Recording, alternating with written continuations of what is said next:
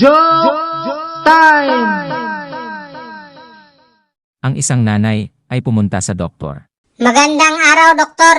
Magandang araw din sa iyo, Mrs. Ano po ba ang problema? May problema ako sa anak ko, Doktor.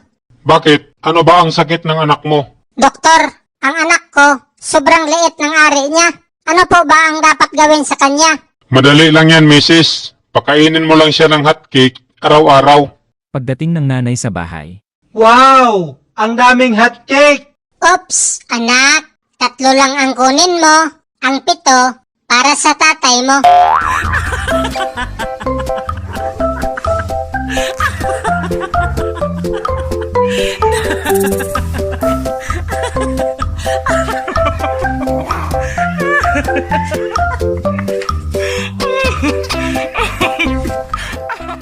Joke time!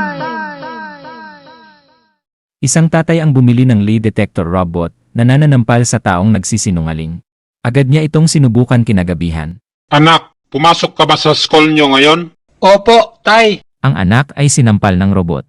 Aray, oo na, aamin na ako. May pinapanood kami ng classmate ko. Ano ang pinapanood ninyo? Yung movie na Kung Fu Panda. Ang anak ay sinampal ng robot.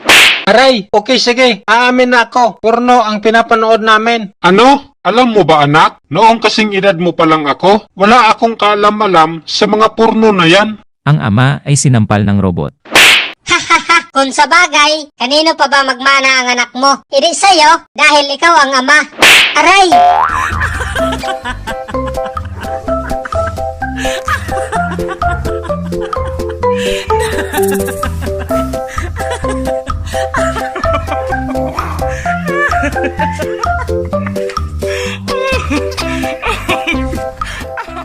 Joke time!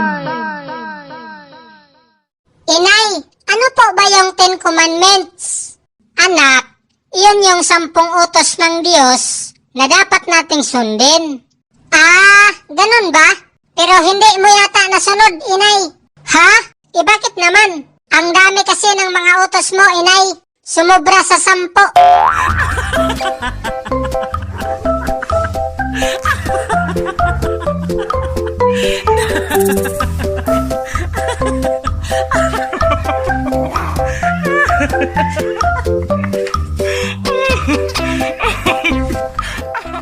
Joke time! Inay, sabi ng girlfriend ko, hindi daw siya naniniwala na may langit at impyerno. Sige, Juan, pakasalan mo siya para maramdaman niya sa'yo kung ano ang langit. At ako na ang bahalang magparamdam sa kanya kung ano ang impyerno.